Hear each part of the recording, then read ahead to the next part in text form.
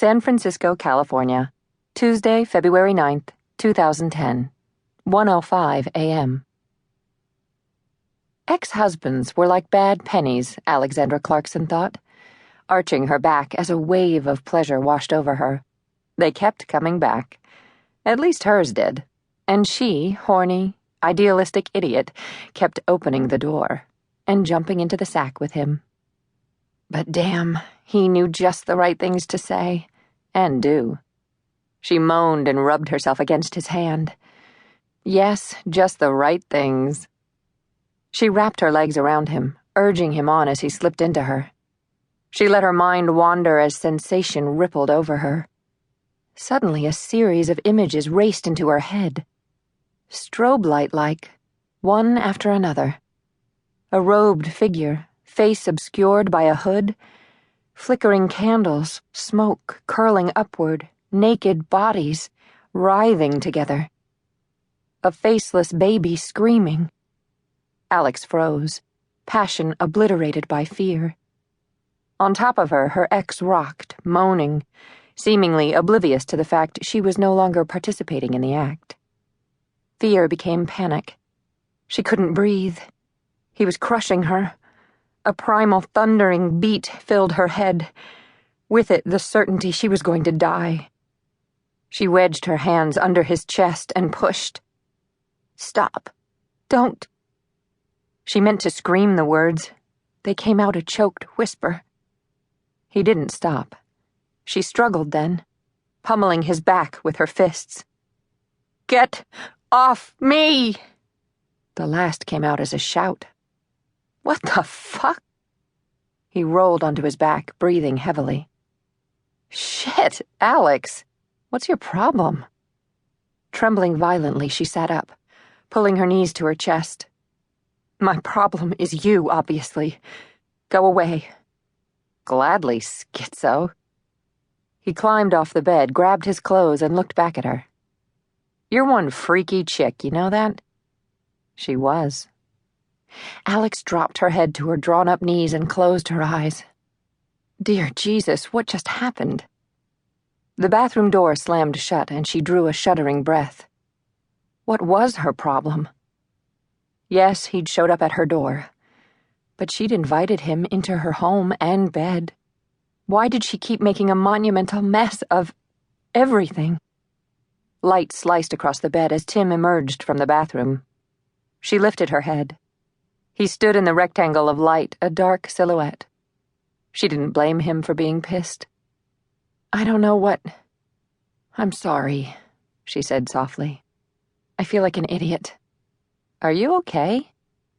Was she? She wondered, even as she nodded. Is there anything I can do to help you? Yeah. Change her life. Fill the empty places. Turn her into an ordinary Jane who had a settled, ordinary life. She wished he could do that for her. The desire had no doubt played a part in her marrying him. Unfortunately, no one could change her life but her. Afraid not. Thanks for the offer anyway. This mistake was mine, he said, crossing to the bed. I'll take the credit. Booty call gone bad, she murmured, looking up at him. I warn you, it's going on your permanent record. We'll make this divorce work, I promise. He smiled slightly and threaded his fingers through her dark hair, then tucked strands behind her ear. See you on campus. He let himself out. She heard the lock click into place. Damn it. Who got involved with one of their professors, a psychology professor no less? What a pathetic cliché. The girl with no father falling for an older, wiser guy. That just screamed looking for daddy syndrome. Worse, she'd married him. Then been surprised when he cheated on her. Surprised, but not broken-hearted. That had told her everything she'd needed to know about their relationship, and things about herself she'd rather not have known. She was, indeed, one freaky chick. Alex climbed out of bed and, shivering, slipped into her robe. She wandered into the apartment's living room to the large front window. Moonlight, cool and blue-hued, spilled over the street below. San Francisco didn't sleep. Despite the hour, people populated the sidewalk below, some simply strolling, others rushing, bravely confronting the steep hill. Alex touched the pane of glass. It was cool against her fingers. The image of the robed figure filled her head once more. Where had it come from? A book, maybe? Something from her research on religious ceremonies and sects? She didn't recall the specific source, but it made sense, especially since she had just recently returned to work on her doctoral dissertation. But why had she thought of them at that moment? Why had they popped crystal clear into her head? And why had she reacted so violently to them? Alex turned away from the window. Damn it. Things had been better. The nightmares that had once plagued her were gone. Neither insomnia nor depression had reared its ugly head in months.